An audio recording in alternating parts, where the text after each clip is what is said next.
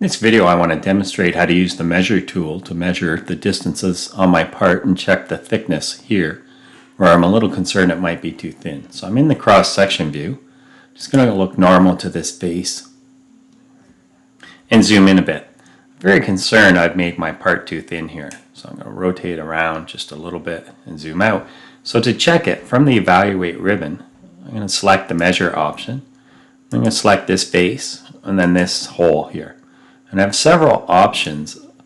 I can choose the center to center distance, or in this case center of the hole to the face distance, the minimum distance, and I can choose the maximum distance. Well, I'm interested in the minimum distance, which is 6 thou 3/10. That is way too thin. I'm going to have to go ahead and edit this part and increase this wall thickness. The other options I have is when I select something to measure, I'm just going to click in white space and that'll clear this tool.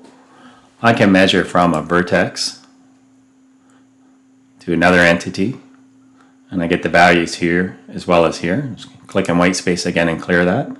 I can measure from face to face. Again, click in white space each time to clear it. And as I showed, I can measure from a face or a point or a vertex to a hole. I can also choose what distance I want over here, as well as setting a custom distance.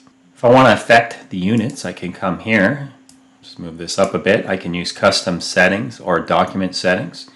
So currently I have it set to show me the measurement in inch to 4 decimal places, and to use the dual units to show me in millimeters to 3 decimal places.